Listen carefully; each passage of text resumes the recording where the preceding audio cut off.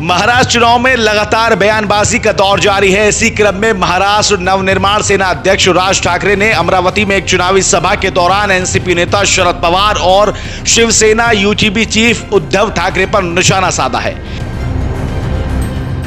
उन्होंने शरद पवार को महाराष्ट्र में जातिवाद फैलाने वाला संत और उद्धव ठाकरे को स्वार्थी बताया।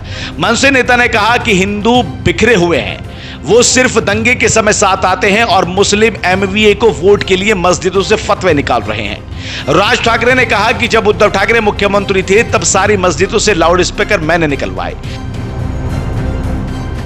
जिसके बाद हमारे लोगों पर 17,000 केस दर्ज हुए। मेरे हाथ में अगर सत्ता होती तो एक भी मस्जिद पर लाउड स्पीकर नहीं दिखता। एआईएमआईएम नेता इम्तियाज जलील ने हजारों मुसलमानों को लेकर मुंबई तक मोर्चा निकाला। उसकी हिम्मत कैसे हुई? क्योंकि कांग्रेस के ज्यादा सांसद जीत कर आए। मनसे चीफ ने आगे कहा कि उद्धव ठाकरे ने बाला साहब ठाकरे के नाम के आगे से हिंदू हृदय सम्राट ही निकाल दिया। यह स्वार्थ के नाते किया क्योंकि उनकी मजबूरी है।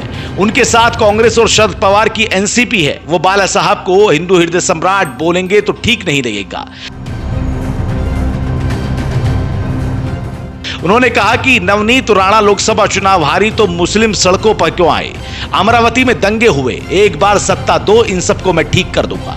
ठाकरे ने कहा कि उद्धव ठाकरे हर जिले में शिवाजी का मंदिर बनाने की बात कह रहे हैं। क्यों भाई, शिवाजी के पुतले कम पड़ गए हैं क्या? सिंधुदुर्ग में तेज हवा से पुतला गिरा, ऐसा हो ही नहीं सकता। लेकिन पुतले लगवाने से अच्छा है कि शिवाजी के किलों को सहेजा जाए, उनकी रक्षा की जाए। राज ठाकरे ने कहा कि हिंदुत्व का माहौल खराब करने के लिए उन्होंने जातियां बांट दी, क्योंकि महाराष्ट्र में एक संत काम कर रहे हैं। उनका नाम संत शरद चंद्र पवार है। अभी मराठा और ओबीसी का विवाद चल रहा है, उसके जनक भी शरद पवार हैं। मैंने मनोज जरांगे को बोला था कि ऐसे आरक्षण संभव नहीं है। 20 नवंबर को चुनाव होगा, सब रुक जाएगा।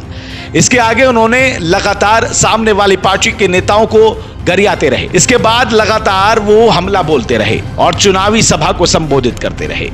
चुनावी दौर में अब महाराष्ट्र की राजनीति भी हिंदू मुस्लिम पर आकर अटक गई है।